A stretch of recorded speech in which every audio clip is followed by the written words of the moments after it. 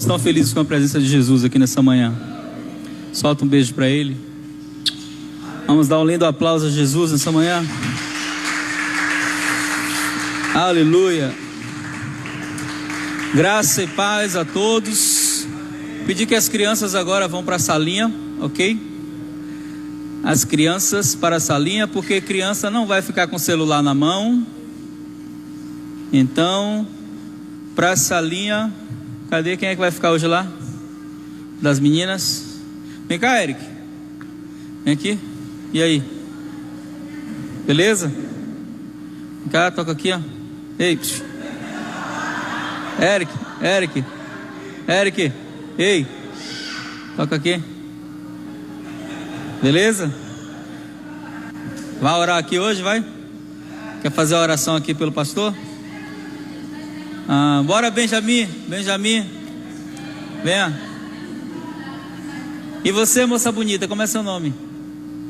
Você mesmo. É você.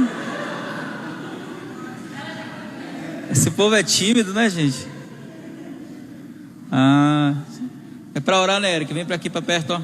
Ei, fica aqui perto. Mandei Davi buscar seu presente de aniversário ali que eu comprei para você. Pensei que você ia chegar aqui com 15 anos para receber o presente. Você acha que é o que o presente, hein? Pai, nós abençoamos nossas crianças, declaramos bênçãos sobre a vida delas. Que o Senhor possa abençoá-las na tua graça, no teu favor. Teu Espírito possa conduzi-las no teu caminho. Que eles possam crescer te amando, te conhecendo, te adorando em nome de Jesus. Amém. Bem, na próxima o irmão Benjamin ou a irmã, o irmão Guilherme ou a irmã Sofia vai orar pelas crianças. Viu? Tchau. Quer ficar aqui perto de mim? Vai pra sala, vai. Olha lá, pra salinha, olha lá. É muito amor, viu? É amor demais, é saudade. Caléu cortou o cabelo, todo bonito. Todo deli, como diz Tita, né, Tita? Todo deli. Aleluia. Pronto, agora dá pra gente continuar, porque eles fazem barulho porque eles não têm discernimento ainda de ambiente, né? Na cabeça deles, qualquer lugar é lugar. Então, eles abrem a boca mesmo. Quero dar as boas-vindas ao pessoal também que está nos acompanhando pela internet. A gente estamos nas 3 plataformas: YouTube, Instagram e Facebook. Deus possa abençoar o pessoal que está nos acompanhando em casa também. Abra sua Bíblia em 2 Coríntios, capítulo 12. Na nossa última ministração, que foi antes do domingo das eleições, nós começamos a falar da graça de Deus. E nós vamos continuar falando da graça. Na primeira ministração nós falamos sobre a importância da graça salvadora e de nós nos relacionarmos com Deus pela graça. E como é importante a gente ter esse entendimento de que o nosso relacionamento com o nosso Pai não é movido por mérito, mas é movido totalmente e exclusivamente pela graça, nos dando a entender de que nós fomos aceitos antes mesmo de fazer qualquer coisa. Para Ele nós fomos aceitos e amados. Então Deus não ama você pelo que você faz, Ele ama você pelo que Cristo fez por você. Você não é aceito pelo que você faz. E como eu falei, a graça de Deus, ela acaba tirando a nossa estrutura de confiança humana e colocando a nossa confiança única e exclusivamente no sangue de Jesus e no sacrifício dele. Qualquer coisa fora disso não é evangelho, é outra coisa, é outro segmento. Mas o verdadeiro evangelho se sustenta no entendimento de que a graça de Deus é o elo que nos alcançou e nos ligou a Deus. E hoje nós vamos falar um pouquinho sobre a graça de Deus para superar os nossos problemas. Alguém aqui tem problema? Alguém aqui está passando por um problema muito difícil? Levanta a mão. Pessoal da internet aí está passando por... Gisele levantou assim meio aqui com time, mais ou menos, né? Então vamos lá. Quem está passando um problema muito difícil, pastor, o bicho está pegando do meu lado, viu? O negócio não está fácil não. E a gente vai falar um pouquinho sobre isso, né? Porque muitas pessoas acreditam que abraçar o evangelho é se tornar imune aos problemas. Isso não é uma realidade. Pelo contrário, teve pessoas, pelo menos eu conheci muitos casos assim, de que quando elas entraram no evangelho os problemas aumentaram. Alguém aqui foi assim?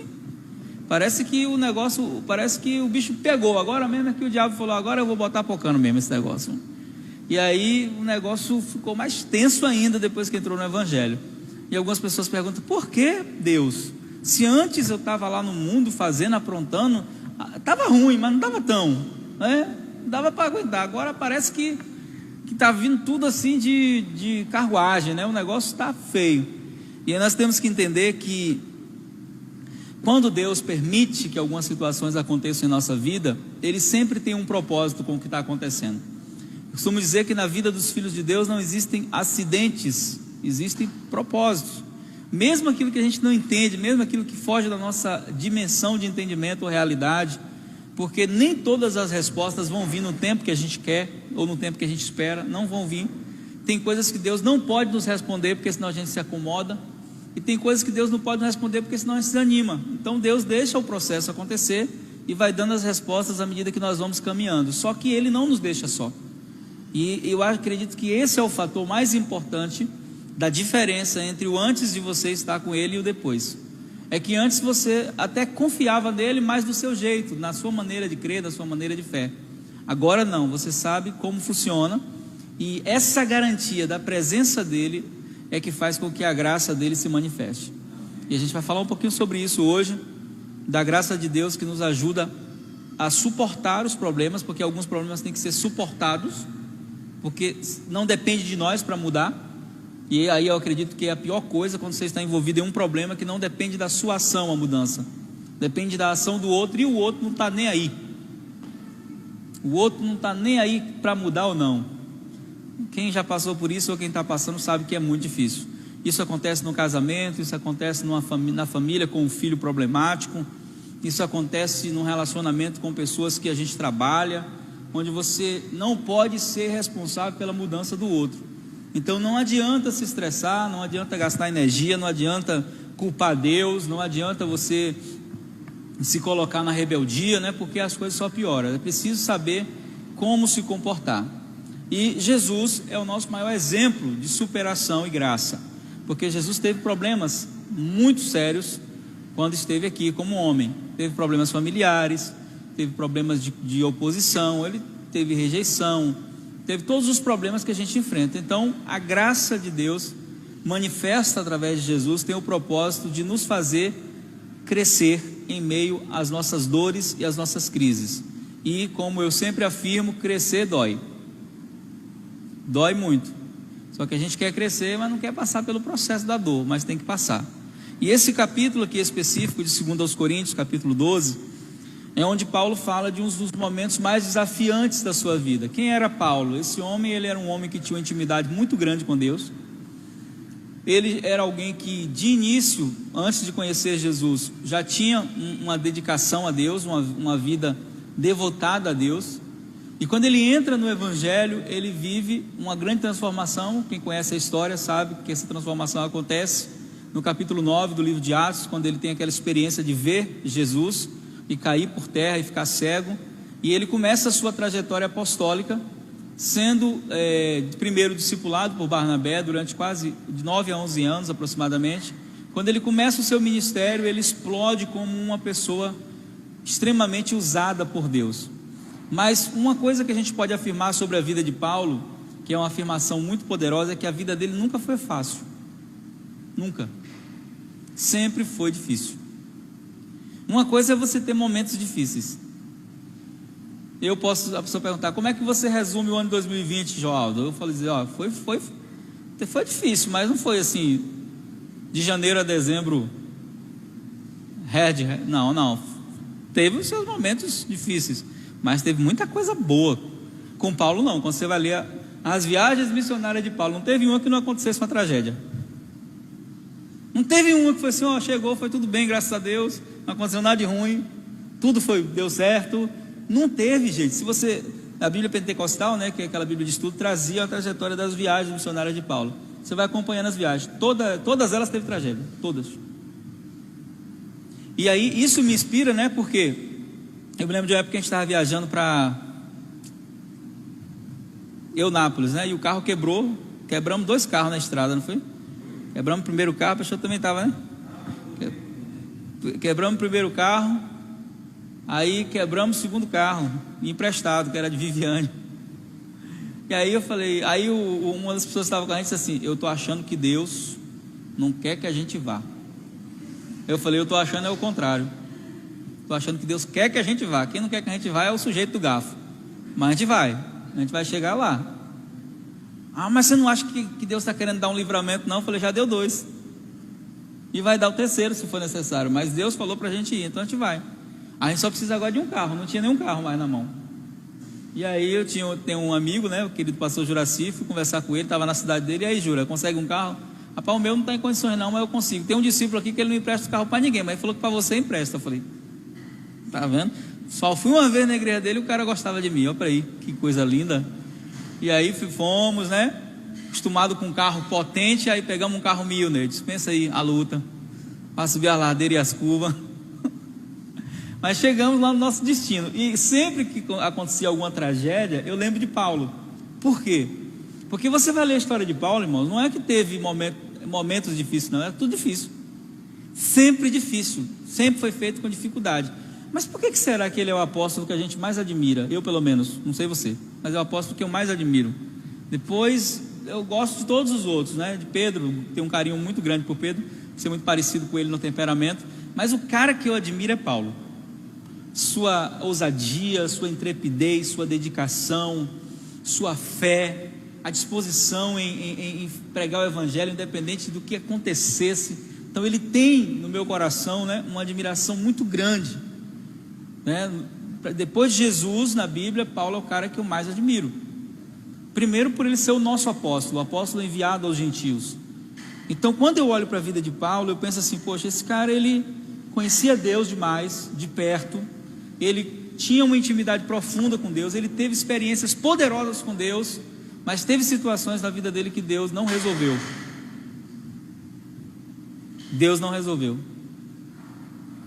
E Deus não resolveu porque Deus não é que Deus não tinha poder. Benjamin, Benjamin, se for jogar o carrinho é lá na salinha, viu? Aqui dentro sem carrinho. Que escolhe? Salinha ou carrinho? Hã? É contigo mesmo que eu estou falando. Não disfarça não, irmão. Então, ó, sem carrinho. Se fizer barulho eu vou pegar o carrinho. Então, quando eu olho para a vida de Paulo, teve situações na vida dele que Deus não resolveu. E Deus não resolveu não é porque Deus não tinha poder para resolver. Deus tinha poder, Ele tem poder para resolver qualquer coisa. Mas tem momentos que Deus responde com poder, tem momentos que Deus responde com consolo. Só que a gente quer o poder, mas não quer o consolo. A gente quer que Deus faça logo assim e a coisa se solucione, se resolva imediatamente, porque eu não aguento mais. Só que aqui o que a gente vai ler agora é Paulo orando 3 vezes e Deus dizendo não nas 3. E a grande pergunta nessa manhã é: você está preparado para o não de Deus? A gente só quer o sim, né? A gente só quer o amém. Mas e se a resposta for não? Só que o não de Deus é diferente do não do homem. Geralmente quando o homem nos dá não é porque não gosta da gente, não nos aprova ou não quer um relacionamento. Mas o não de Deus é porque Deus conhece você de uma maneira que nem você se conhece. E Deus sabe que tem coisas que, se deixarem de acontecer na sua vida, você talvez não fique com Ele. Eu costumo dizer que tem pessoas que Deus segura pelo anzol, e que Deus dá graça, que é graça, sabe quando você pega um peixe? Você dá a linha, né? Deus dá graça, mas de vez em quando puxa o anzol. Porque se tirar o anzol, o peixe foge. E como Deus prefere te sustentar do que te perder, né? O interesse de Deus é a eternidade. Eu me lembro do filme O Conde de Monte Cristo. Assistiram? Não? Tem que assistir. Ser humano tem que assistir esse filme, pelo amor de Deus. Conde de Monte Cristo é um filme extraordinário, sobre vingança, sobre perdão. E quando ele está lá na cadeia, né, na prisão, ele encontra um padre lá. Quando ele tenta fugir, o padre tenta fugir e sai na cela dele. E eles ficam amigos, né? O padre fica todo dia batendo papo com ele ali. E aí o padre pergunta para ele: o que te mantém vivo nesse calabouço? Ele disse: a vingança.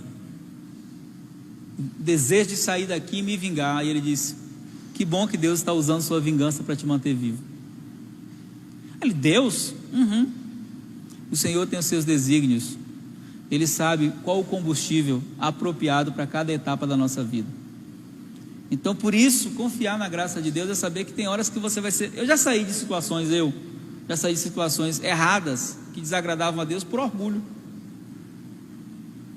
Então, nem sempre Deus vai usar o meu temor, às vezes Ele vai usar o meu orgulho, às vezes Ele vai usar a minha ira. Por isso que a graça de Deus se manifesta de maneiras incompreensíveis. Às vezes aquilo que você acha que é seu, pode ser de Deus para te tirar de uma situação. Porque você mesmo não teria coragem de sair. Tem pessoas que se movem só por pressão. Tem gente que a pressão não faz ela se mover. Né, Peixoto? Trava. Tem gente que na pressão funciona, tem gente que na pressão trava. Então Deus conhece cada um de nós de uma maneira diferente. Não adianta ir na pressão se o negócio não é pressão.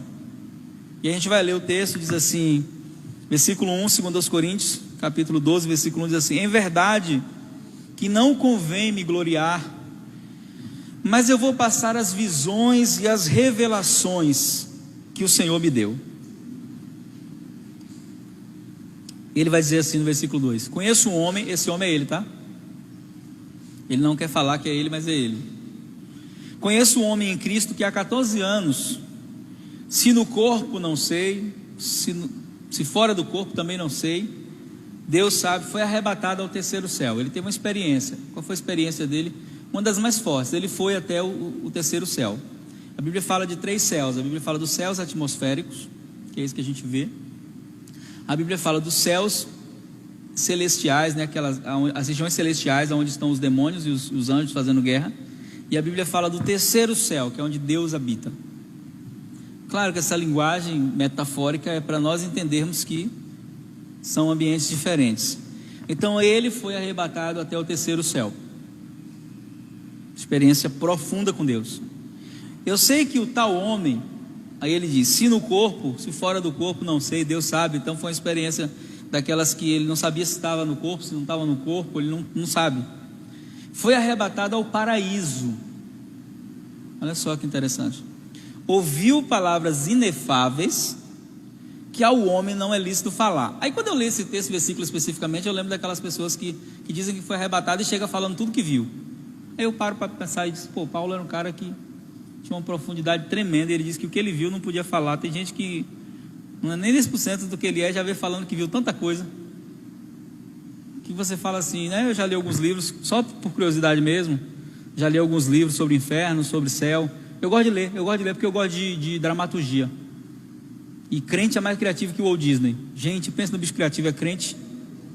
Aí eu gosto de ler às vezes o livro do inferno, né? A revelação do inferno, a revelação do céu. Deixa eu ver o que é que esse crente está falando aqui. A maioria desses livros não tem fundamentação bíblica. A maioria dos livros que falam do inferno, por exemplo, o cara que foi no inferno, ele vê lá no inferno o diabo sendo rei, torturando as pessoas, né?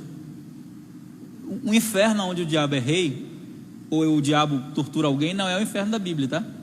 No inferno da Bíblia, Satanás é quem sofre. Não tem moral nenhuma lá ele. Imagine que Deus injusto é esse, que o Satanás te perturba a vida inteira na terra, aí você morre, o Satanás vai te punir. Está vendo que isso não é de Deus, um negócio desse? E Deus não criou o inferno para o homem. A Bíblia vai dizer que Deus criou o inferno para Satanás e os seus demônios. E Deus não criou para ser uma colônia de férias não, para o diabo.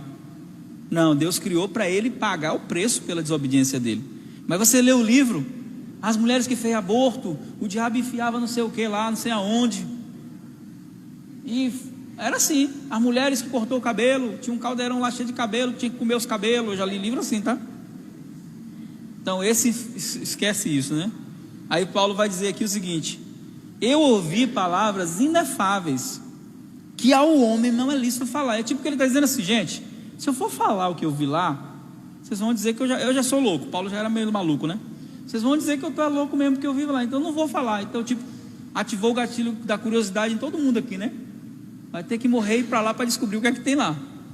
Então, eu não vou falar. Se depender de mim, não vai ficar sabendo. Porque não convém falar. Aí ele vai e diz: de alguém assim me gloriarei, ou seja, desse homem, né? Mas de mim mesmo não me gloriarei, senão nas minhas fraquezas. É como se Paulo separasse o homem espiritual dele do homem carnal.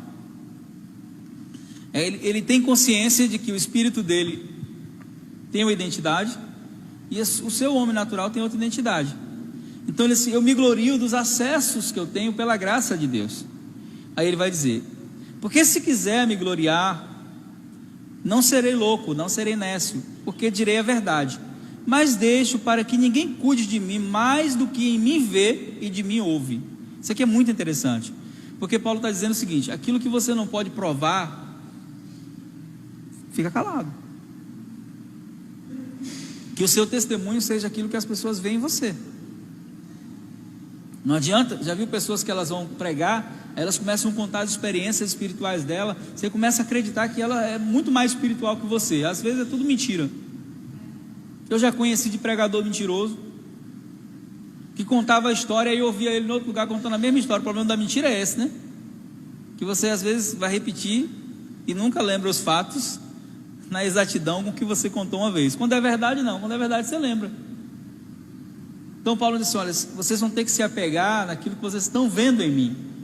Aí ele diz, e para que não me exaltasse pela excelência das revelações, e aqui fala de uma inclinação natural que Paulo tinha para o orgulho.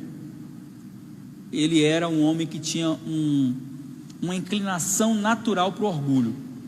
Por quê? Porque Paulo era o cara.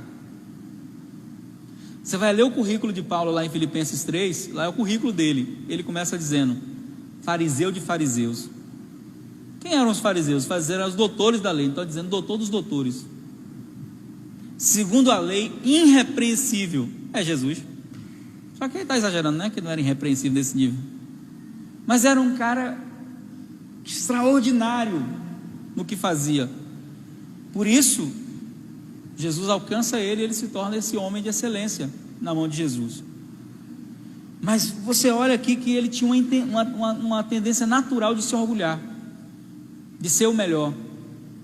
Tem hora que ele está chateado com os demais apóstolos, né? Porque tem umas tretas na Bíblia que a gente prefere ignorar, né? Eu não, eu leio tudo.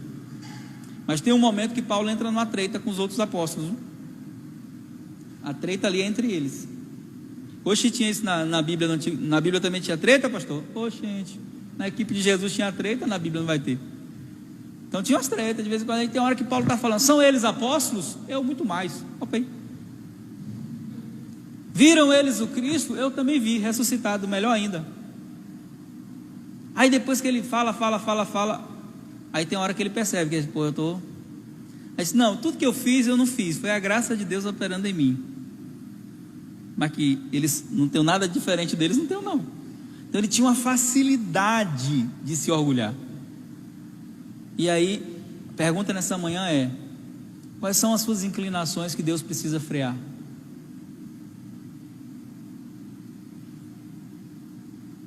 O que é que tem em você que Deus precisa frear? No caso de Paulo era a facilidade de se orgulhar. Em alguns é a ira, né? E alguns são outros tipos de impulso. Aí Deus precisa colocar um freio nisso aqui. Então ele diz, para que eu não me exaltasse, não ficasse orgulhoso, pela excelência das revelações, foi-me dado um espinho na carne. É interessante essa comparação aqui que ele dá do espinho na carne, porque eu não sei você, alguém já teve experiência de uma farpinha na unha, em algum lugar já teve experiência? E um espinho na carne, alguém já teve experiência de um espinho te furar e você ficar com espinho? Só tira com a agulha, né, ou com um negócio que bem sensível. Incomoda? Muito. E quando inflama? Um negocinho daquele inflama e dói o corpo todo, não é assim? O que ele está dizendo aqui é o seguinte, olha, foi-me dado um espinho na carne. E aí ele diz, a saber, um mensageiro de Satanás, para me esbofetear, a fim de que eu não me exaltasse. Esse texto aqui é um dos textos mais complexos do que a gente está lendo, porque algumas pessoas podem perguntar assim, pastor, quer dizer que Deus permitiu que Satanás tocasse em Paulo? É isso que o texto está dizendo? Não.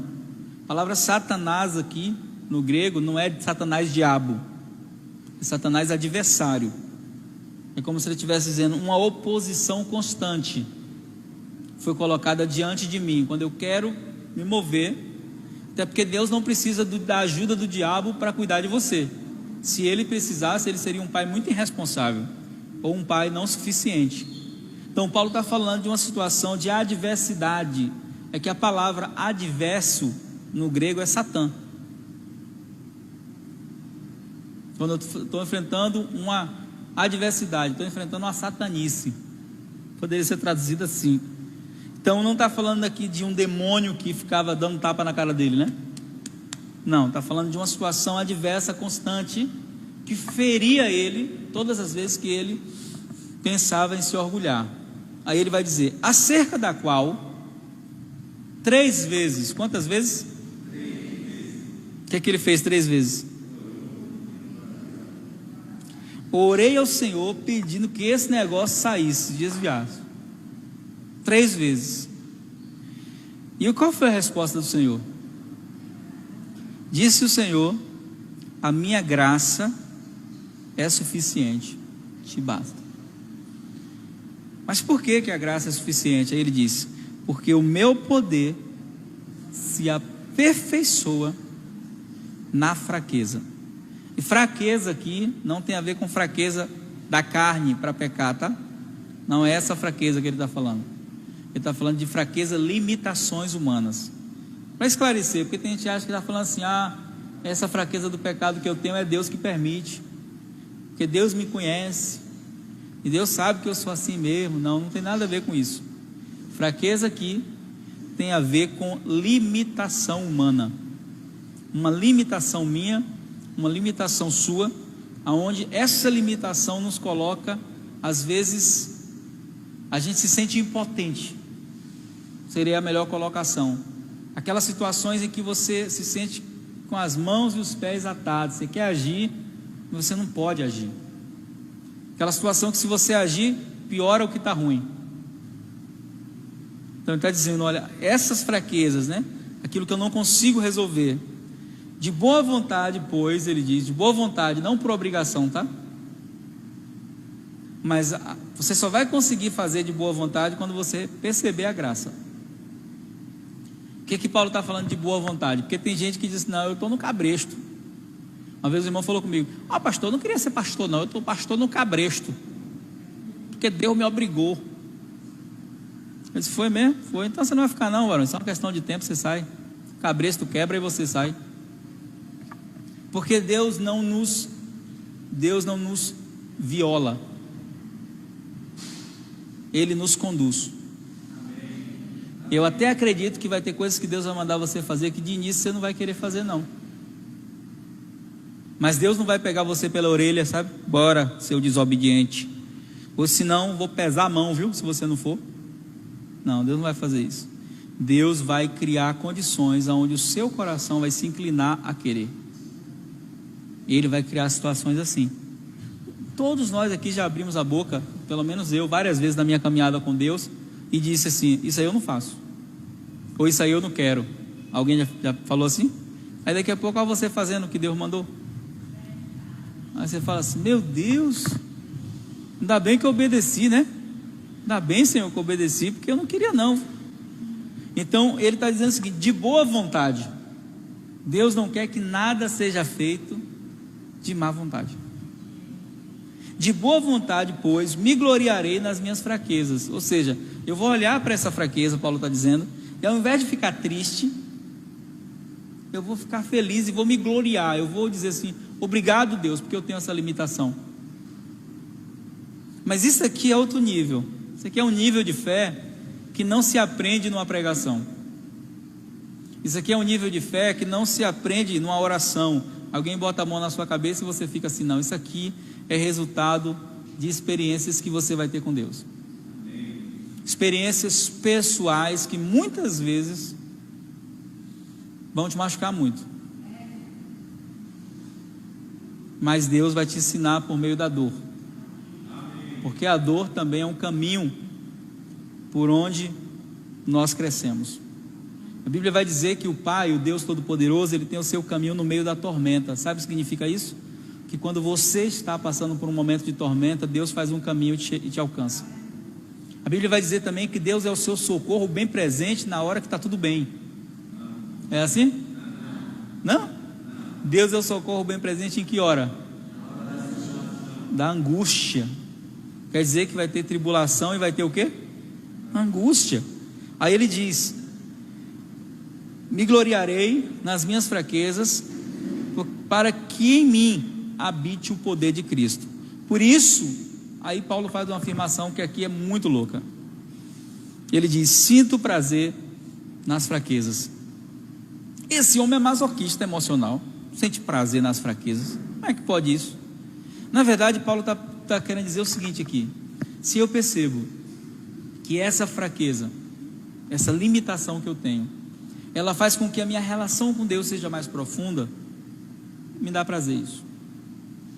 Entender que se eu sair desse nível, Deus não vai ter o que Ele tem de mim da maneira que Ele tem, então eu prefiro ficar assim. É isso que Ele está falando. Então Deus talvez não resolva o problema, mas Ele mude o meu interior. Ele mude as coisas que estão aqui dentro. Então tem pessoas que vão passar por situações. Eu conheci pessoas que enfrentaram problemas que duraram 20 anos ou mais, mas que eram pessoas que tinham uma fé inabalável. Aí ele vai dizer o seguinte: sinto prazer nas fraquezas, nas injúrias, nas necessidades, nas perseguições, nas angústias que eu passo, que eu enfrento. Não, ele não diz isso. Ele diz: por amor de Cristo. Porque quando estou fraco, então sou forte. E aqui é o resumo de tudo. Por quê? O grande problema da nossa relação com Deus não é a nossa fraqueza. O grande problema na nossa relação com Deus é a nossa força. Nós somos muito mais dependentes quando nos sentimos fracos. As nossas orações são muito mais sinceras quando a gente se sente fraco. Quando nós estamos passando pela dor, a nossa oração é muito mais verdadeira do que quando nós estamos bem. Às vezes, quando estamos bem, Deus não consegue arrancar lágrimas dos nossos olhos, nem sequer de gratidão. Mas quando a gente está na dor, às vezes a gente tem uma intensidade, uma profundidade para orar que a gente nem imagina. Tem um hino da harpa que diz que os mais belos hinos de louvor foram feitos em momentos de tribulação. E o que eu quero que você aprenda nessa manhã é que a sua vida aqui na terra, ela tem um propósito. E o propósito dela aqui na terra não é só que você alcance os seus objetivos, mas é, antes de qualquer coisa, que Cristo cresça em você. E esse propósito, para que Cristo cresça em você, é muito interessante, porque é como se você fosse fazer um bolo. E eu não sei você, mas geralmente é assim: as pessoas podem usar os mesmos ingredientes e obter sabores e resultados diferentes. Não é verdade? Já percebeu? Que às vezes as pessoas recebem os mesmos ingredientes, mas aí quando você vai provar o bolo de um, é diferente do bolo do outro. Às vezes a gente tem aquela coisa da receita secreta, não é? Não é assim? Bom, você usou tudo que eu usei, por que o seu está mais gostoso que o meu? Porque aquela receita secreta, ela é fruto de algum conhecimento que foi adquirido por uma experiência. Então, às vezes, Deus permite que as mesmas situações aconteçam com pessoas diferentes. Por exemplo, tem gente que está passando uma situação de pressão e o outro também está. Tem gente que está passando uma situação de rejeição e o outro também está. Mesmo os ingredientes da tribulação sendo os mesmos, mas a pessoa em questão é outra pessoa. Por isso que quando eu vou aconselhar alguém, ao invés de contar as minhas experiências primeiro, eu ouço a pessoa. Eu digo para ela assim: me conte sua história aí. Eu vou perceber que teve ações que eu tive no momento que eu passei por uma situação como aquela, que aquela pessoa não tem. Então eu consigo identificar onde ela está errando e onde ela está acertando. Então Deus aqui, ele fala isso com Paulo, né? Paulo, ele é um cara que tem muita experiência com Deus. Ele é um cara que experimentou a graça de Deus em um nível muito profundo. Mas ele entendeu algo aqui nesse capítulo que para mim é o equilíbrio da vida com Deus. É que a minha relação com Deus não depende de resultados. E aceitar isso é o fato de maior entrega na vida com Deus. Mas nós somos condicionados a ter relacionamentos onde nós tenhamos onde a gente vai ganhar alguma coisa em troca. O que é que eu vou ganhar com isso? Só que Paulo está nos ensinando aqui o seguinte, quando ele fala, a graça me basta, Paulo está dizendo o seguinte, não é o que eu vou receber que mantém minha relação com Deus bem, é o que eu já recebi. É aquela velha história de que se hoje tudo se desmoronasse na sua vida, como ficaria a sua relação com Deus? Sua relação com Deus é sustentada por que pilar? Família? Famílias se desfazem, pessoas morrem, vão embora, traem, abandonam, bloqueiam a gente no WhatsApp, no celular. Pessoas fazem isso, pessoas que a gente ama. E se a gente deixa que o termômetro da nossa relação com Deus seja o relacionamento com pessoas que amamos, nós não vamos ter a vida com Deus no nível que Ele espera que nós venhamos ter. Porque eu conheço muitas pessoas, queridos, que tiveram sonhos lindos, que se desfizeram, de casamento, de um emprego dos sonhos, da carreira dos sonhos, e por aí vai. Pessoas que estão prestes a morrer, com uma enfermidade incurável. Como é que você se comporta quando você perde o controle de tudo? Não sei se já aconteceu com você isso, uma situação onde por mais que você tentasse segurar as coisas, parecia que elas eram água nos seus dedos, escapuliam. Você tentava fazer tudo certo e acabava dando errado. Alguém já passou por isso? Tentou curar uma relação, tentou socorrer uma pessoa, tentou recomeçar um projeto e tudo deu errado. Já passou por isso? Só eu? Como é que a gente se sente nessas horas? Impotente, inútil, frustrado. Pode falar mais aí, quero ouvir vocês, vamos lá? Decepcionado, desanimado. E tem uma questão nesse momento que é muito interessante, é que as pessoas até podem compreender a nossa dor, mas elas não têm como dimensionar a nossa dor. São duas coisas diferentes. Elas podem compreender a nossa dor, mas elas não têm como dimensionar a nossa dor. Elas não têm como sentir no nível que a gente está sentindo. Por isso que é muito importante, no momento que nós estamos passando por situações onde nós nos sentimos dessa maneira, nós recorrermos à ajuda das pessoas, sim, mas confiarmos plenamente na graça de Deus. Porque tem coisas que o homem vai poder fazer. Eu sei que tem pessoas que são de Deus. Eu já tive problemas na minha vida que 30 minutos de conversa com a pessoa, tudo se desatou. Eu consegui ter respostas que eu não estava conseguindo ter, eu consegui ver o que eu não estava conseguindo ver. Eu sei que tem pessoas assim, que são com pessoas que parece que tem as chaves que abrem as portas do nosso problema, não é assim? Mas era mais ou menos assim, elas sempre faziam 50%, 60%, elas nunca faziam tudo. Sempre vai ter uma parte na sua vida, nos seus problemas, que é de Deus. E essa parte Deus pode usar pessoas, mas Ele não vai terceirizar essa parte.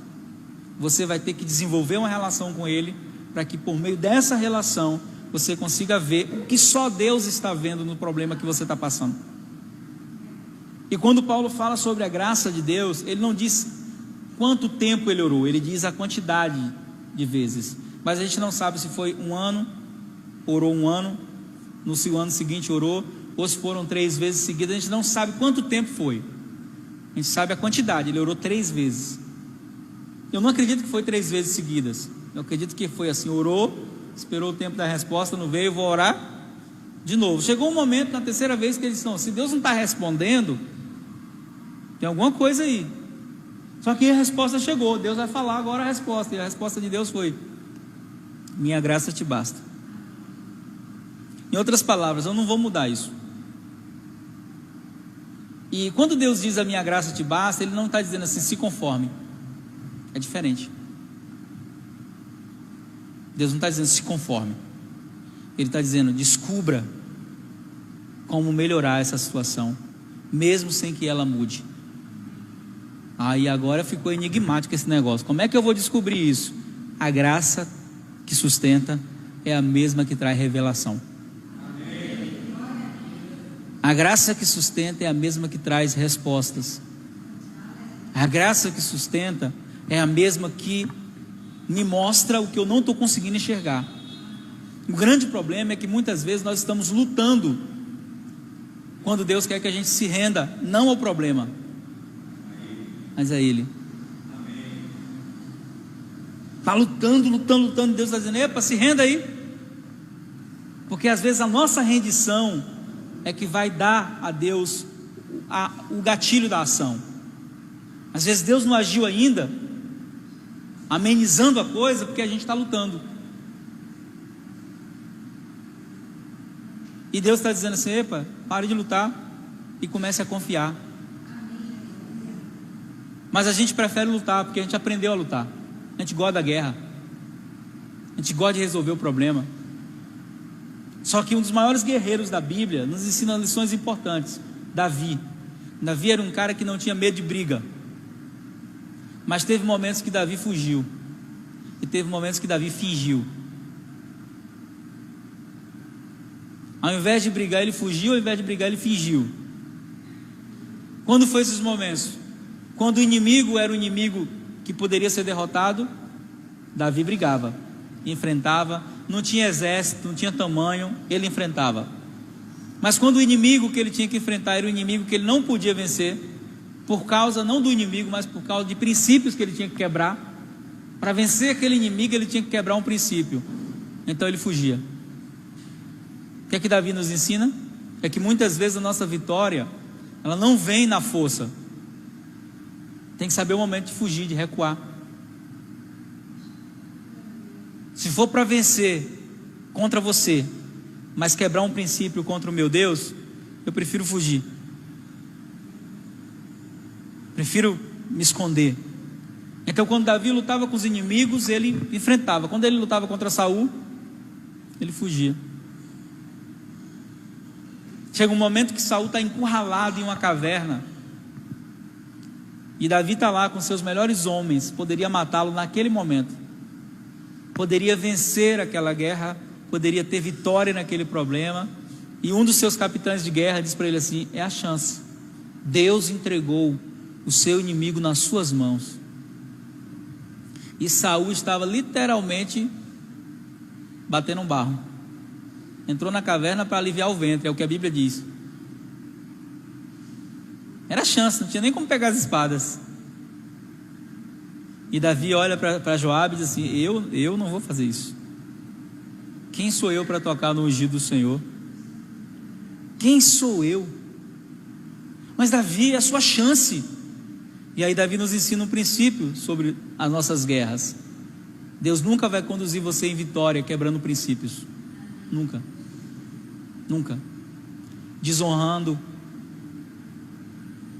humilhando, maltratando, desprezando pessoas, se vingando. Nunca. As vitórias de Deus não são movidas por outra coisa que não seja glorificar o nome dele. Momento tenso da vida de Davi. Davi entra na cidade. Quando ele está lá dentro daquela cidade, a cidade é cercada, não tem para onde Davi fugir. E eu dou risada quando eu leio esse texto, né? Eu dou risada porque eu fico imaginando a cena. Davi começa a se fingir de doido. Já leu isso? Começa a babar e passa assim: olha lá, o inimigo de Saul está doido. Aí os caras não matam porque Davi está se fingindo de doido. Tem hora que a gente se fingir de calmo, né? O bicho está pegando e a gente não é calmo, né, cara? Tem que fingir de calmo. É melhor fingir de calma, Nitinha, do que pecar. Tem hora que a gente se fingir de besta, irmão. Que a pessoa está fazendo e o inimigo sabe assim, o inimigo sabe, a fraqueza dele é a provocação, vou provocar. A gente se finge de besta. Finge, fica calado ali, né? Não, você está certo mesmo, é verdade. Fingir. Mas aqui não é um fingimento de falsidade, é um fingimento de livramento, né? Davi, como é que sai? O capitão de guerra diz para ele: Davi cercar a cidade, e agora? Sai como? E Davi começa a pensar: como é que eu vou sair agora dessa cidade, toda cercada de soldado? Aí começa a babar e cair pelo chão e Saiu, o pessoal endoidou, Davi endoidou lá, não precisa matar mais não, tá doido? Deixa lá, para quem vai matar, não dá mais trabalho para ninguém não. Isso é a mão do Senhor, o Senhor castigou, tá vendo? Tá doido aí, ó, porque ficou se levantando contra o rei. Que foi, Ben? Que foi? Tá quebrantado? Eu sei que a mensagem tá boa, mas nessa unção aí, eu quero para mim esse mistério aí.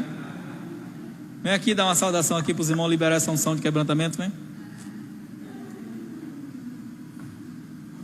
É nóis.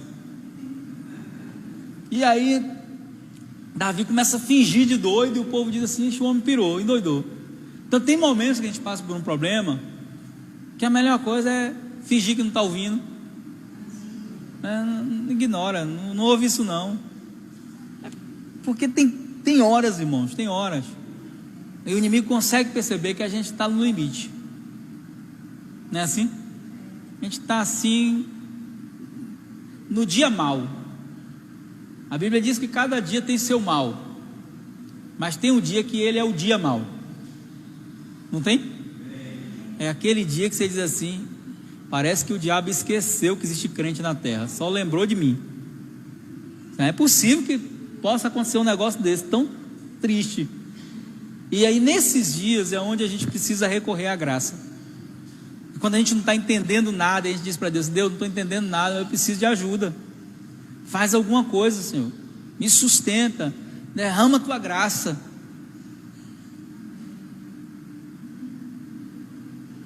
O que passou? O quebrantamento aí está forte, a unção. Então, dias assim que a gente está debaixo de uma pressão, que você fala assim: meu Deus, eu preciso ficar só, eu preciso. E aí nesses dias, irmãos, é o dia onde você precisa mais da graça. Só que você nunca vai reconhecer a graça se você não buscar ela. Precisa buscar. Paulo teve resposta, sabe quando? Quando ele buscou a resposta. A resposta não foi a que ele queria que Deus fosse lá e resolvesse o problema. Mas não resolveu da maneira que Paulo queria, mas resolveu. No final do processo, eu não sei quanto tempo ele levou para escrever, desde o tempo da resposta da oração até o tempo que ele escreveu, eu não sei quanto tempo foi. A Bíblia não trabalha essa cronologia. Mas o que a gente entende é que chegou um momento em que Paulo percebeu que aquela situação abençoou ele, a ponto de colocar ele no nível de dependência de Deus, que ele não ficaria se não fosse por aquela situação. Então não sei o que você está passando, qual o problema que você está enfrentando, mas eu sempre oriento dizendo o seguinte: pergunte a Deus o que Ele quer te ensinar com isso. Talvez o problema dure o tempo do aprendizado. Só que como a gente prefere lutar do que aprender, a gente vai lutando, vai querendo resolver o problema, vai querendo dar um jeito. Então muitas vezes o problema leva o tempo do aprendizado. Mas independente da vitória, ou do sucesso, ou do fracasso, a graça tem que ser o que sustenta a sua relação com Deus. Não os resultados, não as vitórias, a graça. Porque quando a graça é o elo de sustentação da sua relação com Deus, você entende que mesmo quando não der certo, né? Imagine você, pessoas de Deus que passam por um processo de câncer, por exemplo. A gente vê muito isso acontecer. E elas oram, elas creem no milagre. Mas em 90% dos casos as pessoas morrem. E se alguém que enfrentou isso com um familiar, ou se alguém que está enfrentando isso na sua própria vida, não tem uma revelação da graça de Deus, a sensação que tem é que não valeu a pena servir a Deus, não valeu a pena orar, não valeu a pena ter fé, não valeu a pena. E eu me lembro de uma história, né, que a gente acompanhou. Essas pessoas foram nossos discípulos, nós vamos até ficar com eles agora em dezembro, alguns dias. Um casal lá do Rio de Janeiro, que eles tinham uma filha única, criada na igreja, menina apaixonada por Jesus, e com 7 anos de idade diagnosticou um câncer. E foi um processo difícil para eles, né? Eles gastaram tudo que tinham para tentar cura, e a garota foi só piorando. E nesse processo do câncer, ela ficou grávida. Ela não queria mais filhos. Descuidaram lá, né? E ela engravidou. Começou a sentir umas dores, foi no médico. O médico disse para ela assim: tem uma boa notícia para você. Seu problema não é nada de enfermidade não, você está grávida. Ela disse: eu não posso ter esse filho agora. Não posso. Estou lutando pela vida da minha filha, uma gravidez agora só ia atrapalhar esse processo. Aí depois o médico disse para ela, um médico que não era crente: se esse filho for a resposta de Deus para a sua dor. Aí depois de muita resistência, ela teve isso, né? O garoto nasceu. E o processo do câncer continuou até que a filha entrou em um coma, né? E aí nesse coma que durou alguns dias, quando ela foi visitar a filha, né? A filha já tinha consciência de que ia morrer, a menininha. A menina percebeu que de todo mundo quem estava mais abalado era ela. Chamou para ter uma conversa com ela. Disse para ela assim: mãe, você sempre me falou que acreditava no céu. Você acredita ou não acredita? Ela disse: eu acredito, mas eu não queria que você fosse para o céu agora. Aí disse: mas eu, nesses dias que eu fiquei dormindo, eu me encontrei com Jesus. E ele me disse que eu vou para o céu. E que não é para você ficar triste. Porque você não disse que eu sou dele? Chegou a hora, mãe. Aí perguntou para a mãe assim: nesses dias que eu fiquei dormindo, você deu meu dízimo, né? A mãe disse: eu não lembrava nem disso, filha. Aí disse: então pega lá o meu porquinho e quebra e dá de oferta, porque você não podia ser infiel, mãe. E aí dias depois ela morreu. O Senhor levou ela. E aquele garoto ficou, que já é um homem hoje, né? Menino lindo. E é a alegria da casa deles, do coração deles. É um menino lindo, está no Senhor, inteligentíssimo. Está lá. E ela conta na sua experiência que ela ficou com raiva de Deus durante muitos dias. Chateada com Deus, que ela não orava porque ela estava com raiva de Deus. O que você levou, minha filha? Você tem poder para curar porque não curou. Só que aí ela conta algo interessante, né? Hoje ela é pastora. E ela diz que alguns dias depois ela começou a sentir saudade de Deus. Que o sentimento era esse, saudade. E ela voltou aos poucos orando, né? Falando com Deus. Mas eu estou com raiva de você, viu? Mas chegou o momento que a cura aconteceu. Hoje quando ela fala, não chora mais, né? Ela consegue ver coisas hoje no processo que ela não enxergou durante. Ela disse: eu nunca vou entender os porquês. Nunca. Mas eu vou sempre confiar que Deus sabe o que eu não sei. E que Ele cuida de mim de uma maneira que eu não imagino.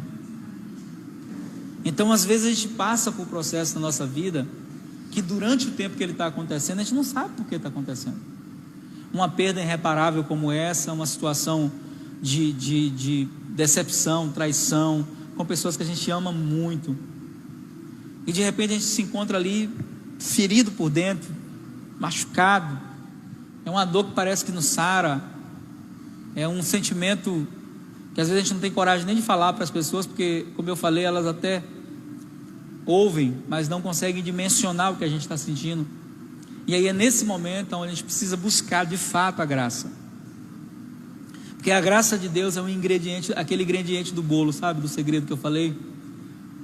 É a receita que só Deus tem para trazer para nós um sabor na nossa vida, em situações onde deveria ser amargo. De trazer sobre nós uma paz em momentos onde a gente deveria estar extremamente perturbado. De trazer para nós uma segurança em momentos onde a gente deveria estar com medo. A graça tem o poder de trazer para nós a sensação de que somos importantes quando ninguém mais nos dá importância. Só quem pode fazer isso é essa graça. Ninguém mais. E quando você percebe essa graça, quando você começa a valorizar essa graça, você vai perceber algo que Paulo falou. Ele diz: o poder de Deus se aperfeiçoa na fraqueza. O que é aperfeiçoar?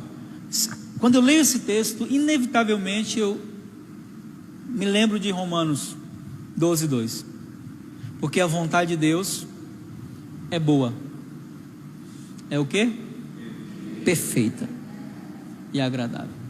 Quando ele diz o poder se aperfeiçoa, ele está dizendo assim: eu encontrei essa vontade perfeita que Deus diz. Mesmo que no começo não pareça perfeito, né? Quando você olha a história de José, eu gosto sempre de citar ele, porque é uma história que você conhece o início, o meio e o fim. No final de tudo, quando José está lá, houve momentos da vida de José que foram muito críticos, em que ele quis se esquecer totalmente da casa dos pais. O primeiro filho dele, Manassés, significa: hoje eu me esqueço da casa de meu pai.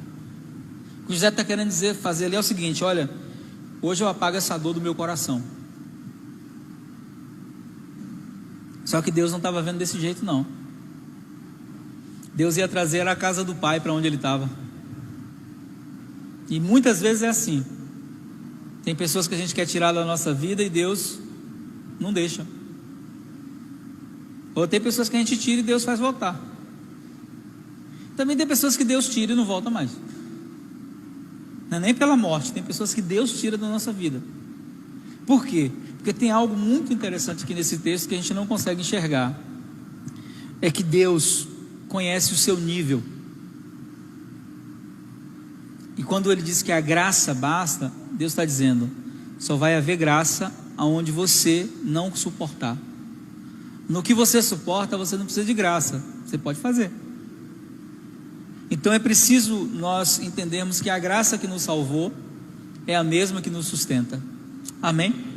E se você está passando qualquer situação, não sei, na dimensão talvez que você está vivendo, que só você suporta, que a graça de Deus venha sobre você. E que essa graça te conduza a novos níveis com Deus, a enxergar o que você não consegue ver e a perceber o que Deus quer por meio de tudo que você está passando. Amém? Então olha para esse irmão que está aí e diz: que a graça esteja sobre você. Amém? A graça de Jesus. Amém? Vamos ficar de pé para a gente orar?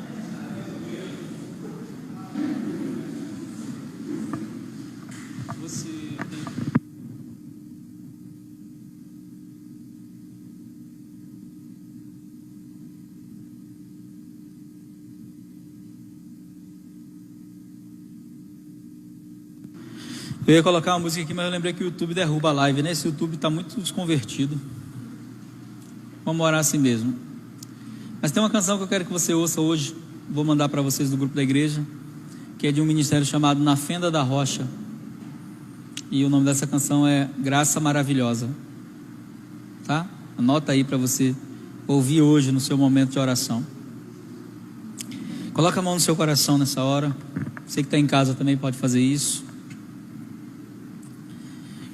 Eu não sei o que você está enfrentando, qual o problema que você está passando, mas eu queria que você agora colocasse os seus olhos em Jesus.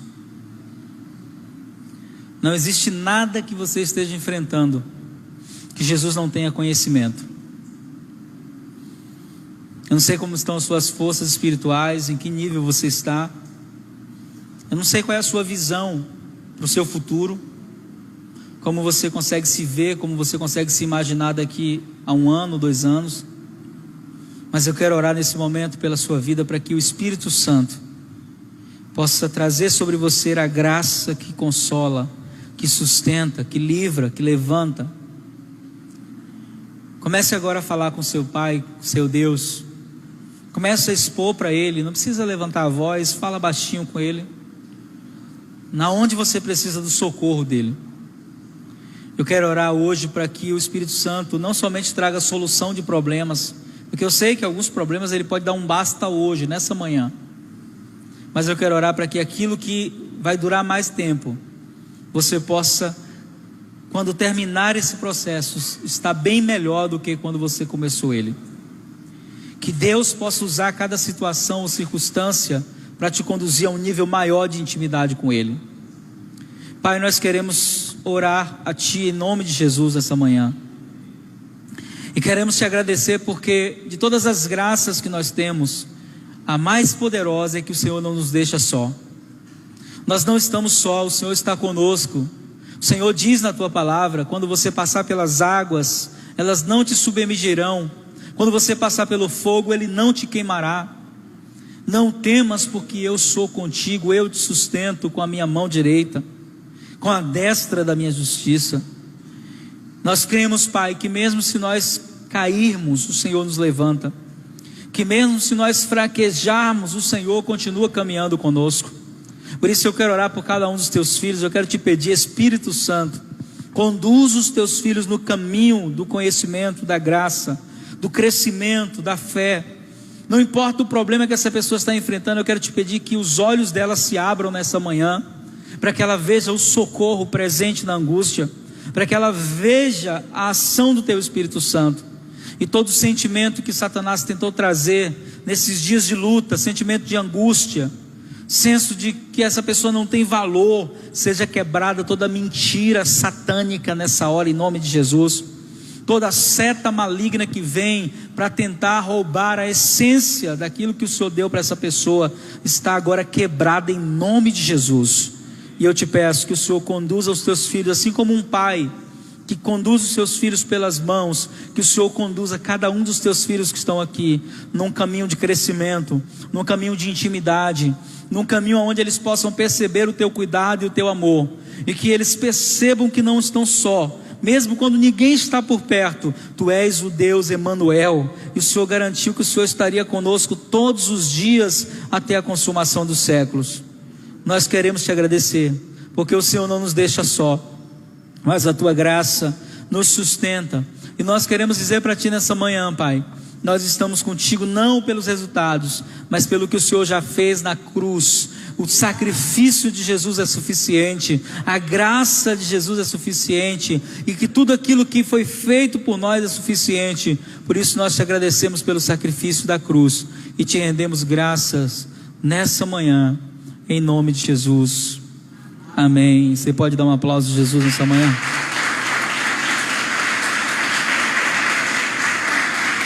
Aleluia. Glória a Deus.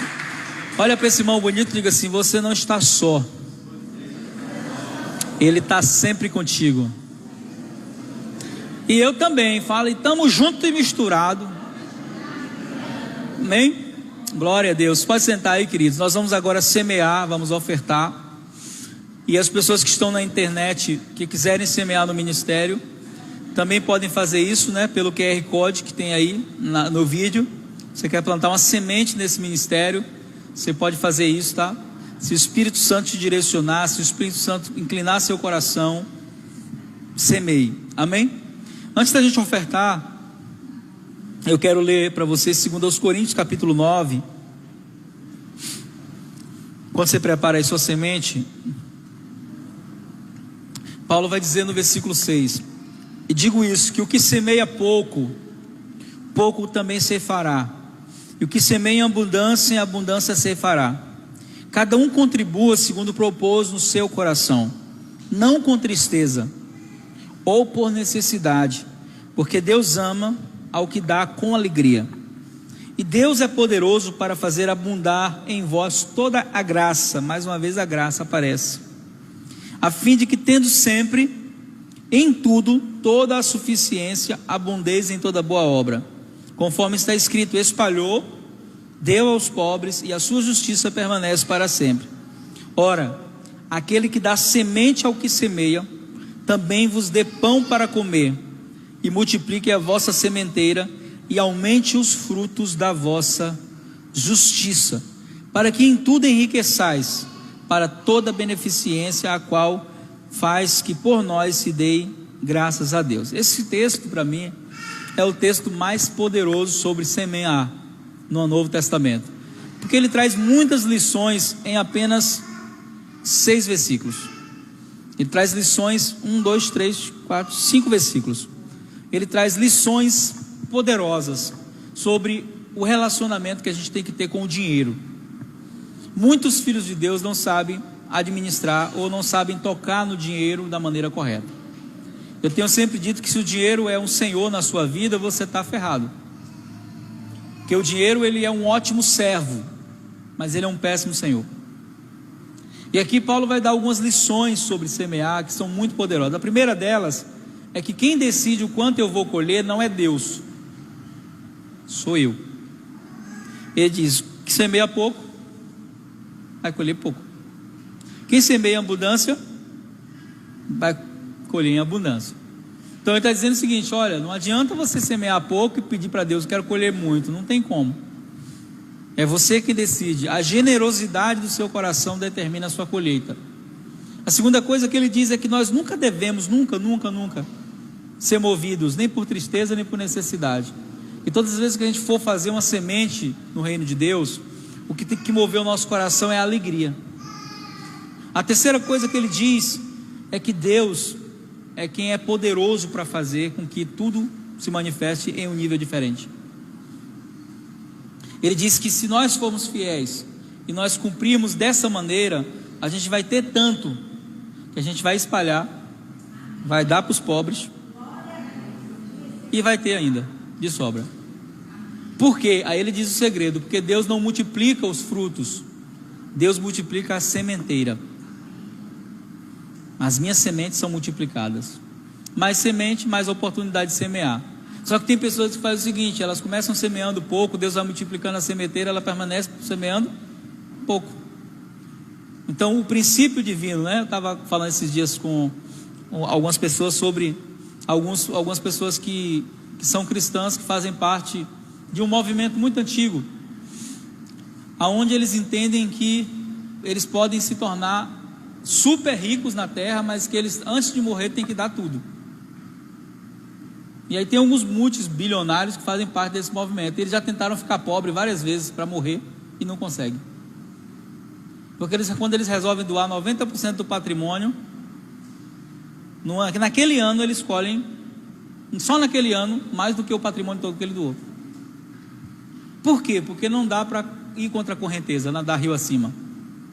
Você não consegue. Então a semeadura é uma lei. Tudo que o homem semear, ele vai colher. Tudo.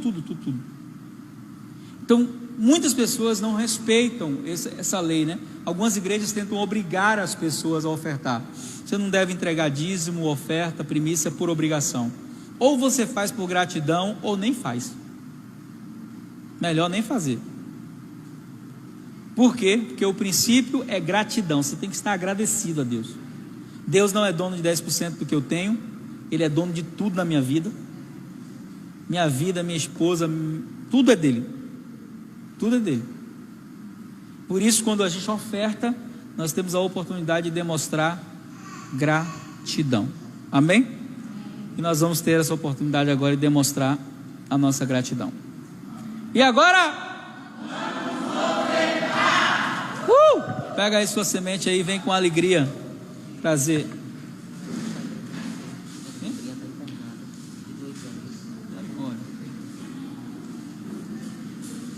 E aí, filha?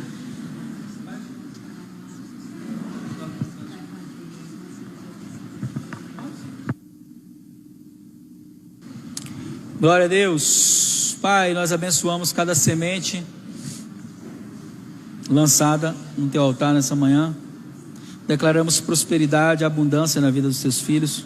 Que o Senhor possa multiplicar a sementeira deles e que o Senhor possa fazer com que eles prosperem em um nível que eles ainda não conhecem.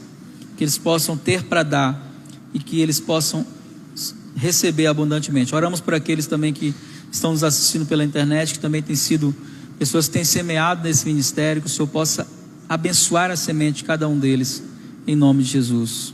Amém. Amém? Nós vamos orar agora para o Maitê. Ela está internada, sua sobrinha de Thaís, está com a suspeita de um tumor no pulmão, e também tem uma irmã que vai fazer a cirurgia, né, essa semana. Vem cá para a gente orar também. Vamos orar.